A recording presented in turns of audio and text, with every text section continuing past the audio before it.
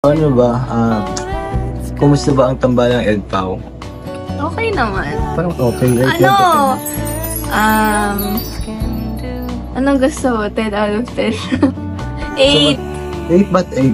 Kasi syempre bago pa lang, tas di pa, awkward pa. Awkward pa siya? Oo, awkward pa siya. Ikaw? Nahihiya baga? Ako, Ikaw? hindi man. Hindi ko na ako may sa kanya? Hindi, walang mahihiya. Ano man sabi mo pala kasi sabi ng viewers, bagay daw kayo kasi magkaiba kayo ng personality. Ayaw ko. Hindi ko alam kung may makakuha tayo. Nakakatuwa siya kasi syempre, kesa naman ang marinig may, ang pangit, di dapat, mas okay na marinig na bagay. Para mas madaming manood, di ba?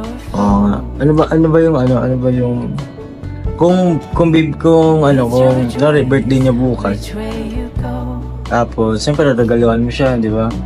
Ano yung bagay na bibigyan mo sa kanya, regalo? Siguro, dalawa. Ay, grabe, dalawa.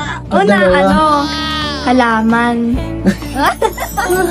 Ano yung pangalan mong regalo sa kanya? Pala. Pala?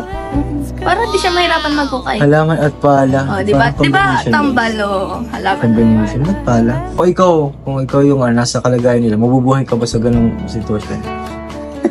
Kasi siguro kung... Uy, di ba? Ay, di ba? Kung nasanay ako na ganun mula pagkabata sa ganung situation, syempre mabubuhay kasi maka-adapt baga. Pero kung kunyari ngayon, tapos biglang feeling ko hindi. Kasi di ako... Kasi yun, sa ngayon, ano yung pinaka-memorable mong yung siguro episode? Yung sa photoshoot.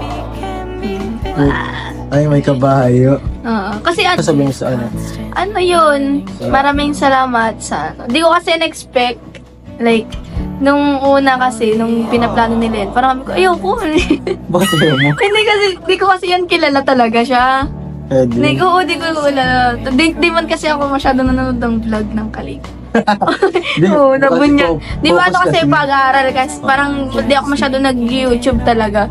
Tapos, sinuggest nga yan nila mama. Tapos nung una pa, sabi ko, di ko man close, ganyan, baka maging awkward kami. Tapos, yun, sinabi nila na hindi man daw ganyan. Tapos pinakilala nga. Tapos, ayun, okay siya. Tapos, hindi ko in-expect na parang matutuwa yung mga tao. Kaya, yung mga viewers na may mga napasaya. Ganyan. Siyempre, pag may napapasaya ka, masaya ka rin. Ganon.